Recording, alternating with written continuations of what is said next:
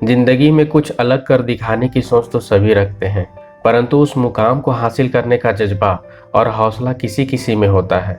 अरुणिमा सिन्हा एक ऐसा ही नाम है जिन्होंने अपने मनोबल को कभी टूटने नहीं दिया और माउंट एवरेस्ट पर चढ़ने वाली विश्व की पहली विकलांग पर्वतारोही बनी।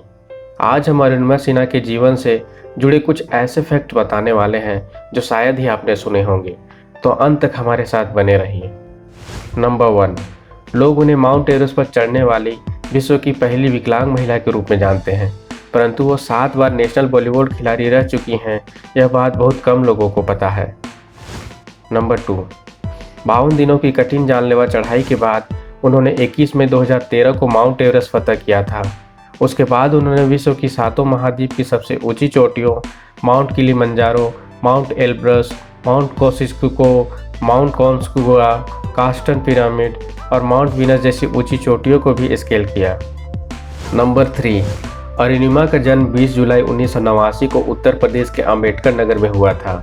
उनके पिता इंडियन आर्मी में इंजीनियर और माता हेल्थ डिपार्टमेंट में सुपरवाइजर थी, परंतु उन्हें और उनके परिवार को बहुत बड़े सदमे से तब गुजरना पड़ा जब उनके पिता की मृत्यु हो गई। उस वक्त अरुणिमा की उम्र महज 3 वर्ष थी। नंबर 4, बचपन से ही उन्हें खेल में काफ़ी रुचि थी। उन्हें साइकिलिंग करना, फुटबॉल और वॉलीबॉल खेलना काफ़ी ज़्यादा पसंद था। बाद में उन्होंने वॉलीबॉल को ही अपना सब कुछ बना लिया और 7 बार प्रमुख भारतीय वॉलीबॉल खिलाड़ियों में से एक रहीं। नंबर 5, एक ट्रेन एक्सीडेंट ने उनके जीवन को पूरी तरह से बदल कर रख दिया। जब वह सीआईएसएफ मिलिट्री फोर्स में ज्वाइन करने ट्रेन से दिल्ली जा रही थी, बीच रास्ते में कुछ लुटेरों ने उनके गले से सोने का चेन खींचने का प्रयास किया। इस पर अरुणिमा ने इसका कड़ा विरोध किया। जब लुटेरे अपने मंसूबों में कामयाब ना हो पाए तो उन्होंने अरुणिमा को ट्रेन से बाहर फेंक दिया, जिससे उनका बायां पैर शरीर से अलग हो गया था। नंबर 6, उन्होंने खुद एक इंटरव्यू में बताया कि उस ट्रेन एक्सीडेंट की रात वो पूरी तरह से जख्मी और बेबस हो चुकी थी। लगभग 7 घंटे तक वे रेलवे ट्रैक पर अकेली बेसुध पड़ी थी। बाद में उन्हें दिल्ली के एम्स में भर्ती करवाया गया और वहां 4 महीनों तक उनका इलाज चला। नंबर 7, ट्रेन एक्सीडेंट के बाद खेल मंत्रालय ने उन्हें कंपेंसेशन के रूप में 25,000 रुपये देने का वादा किया था, जिसे बाद में बढ़ाकर 2 लाख रुपये कर दिया गया तथा भारतीय रेलवे ने उन्हें मुआवजे के रूप में 5 लाख रुपये दिए थे।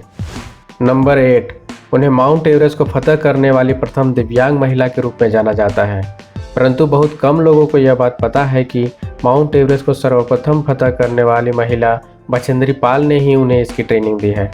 नंबर 9, उनको मिली उपलब्धियों के कारण ही 2015 में उन्हें भारत के 4थे सर्वोच्च सम्मान पद्मश्री से सम्मानित किया गया था तथा उत्तर प्रदेश सरकार ने भी उनके सम्मान में 25 लाख का चेक उन्हें सौंपा, जिसे उन्होंने शहीद चंद्रशेखर आज़ाद खेल अकादमी में दान कर दिया था।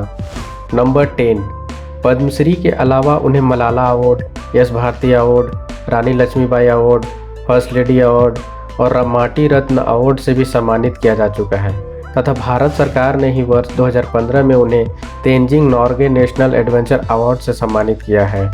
नंबर 11, अरुणिमा सिन्हा फाउंडेशन के नाम से एक संस्था का संचालन भी करती हैं, जिसके द्वारा शहीद चंद्रशेखर आज़ाद दिव्यांग खेल अकादमी का संचालन किया जाता है, जिसमें गरीब और दिव्यांग बच्चों को विभिन्न खेलों की ट्रेनिंग दी जाती है।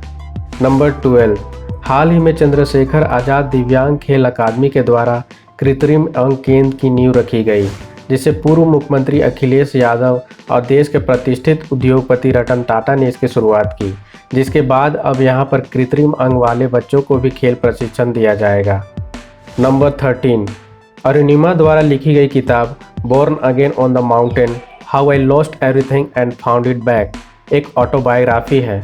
इसमें उन्होंने अपने जीवन के उतार चढ़ाव के साथ मेहनत और लगन के द्वारा किसी अंजाम को हासिल करने का अविश्वसनीय उदाहरण पेश किया है। नंबर 14, उन्होंने एक इंटरव्यू में बताया था कि उन्हें अपने बुरे वक्त से लड़ने का हौसला भारत के भूतपूर्व क्रिकेट खिलाड़ी युवराज सिंह से मिली। उन्होंने कहा, युवराज सिंह ने जिस हौसले से कैंसर जैसी भयानक बीमारी से लड़कर स्वस्थ हुए, वह अपने आप में प्रेरणादायी है। नंबर 15, हाल ही में उनके जीवन से प्रेरित होकर कुछ महीने पहले अभिनेता और निर्देशक फरहान अख्तर उनसे मिलने लखनऊ पहुंचे थे। उन्होंने अरुणिमा के जीवन संघर्ष पर फिल्म बनाने का प्रस्ताव रखा था, जिसे अरुणिमा ने स्वीकार भी कर लिया है। नंबर 16, अरुणिमा सिन्हा कई बार कंट्रोवर्सीज में ही फंस चुकी हैं। 12 अप्रैल 2011 को उनकी ट्रेन घटना के बाद पुलिस ने उस दुर्घटना की जांच की, जिसमें उनके द्वारा दिए गए बयान पर पुलिस को संदेह हुआ। पुलिस ने दावा किया कि यह उनके द्वारा आत्महत्या का प्रयास था। हालांकि पुलिस के दावे के विपरीत इलाहाबाद उच्च न्यायालय की लखनऊ पीठ ने भारतीय रेलवे को अरुणिमा को 5 लाख रुपए मुआवजे के रूप में देने का आदेश दिया। नंबर 17, दूसरी बार अरुणिमा तब विवादों में आ गई जब राष्ट्रीय स्तर की वॉलीबॉल खिलाड़ी होने का उनका दावा संदिग्ध हो गया। जब एसएआई के एक वरिष्ठ अधिकारी ने कहा कि अरुणिमा के माता पिता द्वारा प्रदान किए प्रमाण पत्रों के आधार पर यह कहा जा सकता है कि अरुणिमा ने राष्ट्रीय स्तर पर खेला है, लेकिन क्या उन्हें एक परिभाषित खिलाड़ी के रूप में राष्ट्रीय खिलाड़ी का दर्जा प्राप्त था? इस बात की पुष्टि जब तक खेल विभाग और मंत्रालय द्वारा ना हो, यह कहना सत्य नहीं होगा। नंबर 18, दिसंबर 2017 को अरुणिमा तब विवादों में आ गई जब वह उज्जैन महाकाल मंदिर में भगवान के दर्शन के लिए गई थी। वहां पर उपस्थित अधिकारियों ने उनसे कहा कि गर्भगृह में ड्रेस कोड का पालन करना अनिवार्य है, जिसका उन्होंने पालन नहीं किया था, जिसके कारण उन्हें गर्भगृह में जाने से रोक दिया गया। इस घटना के बाद अरुणिमा ने अपने ट्विटर अकाउंट पर ट्वीट करते हुए कहा कि मुझे आपको ये बताते हुए बहुत दुख है कि मुझे एवरेस्ट जाने में इतना दुख नहीं हुआ जितना मुझे महाकाल मंदिर उज्जैन में हुआ।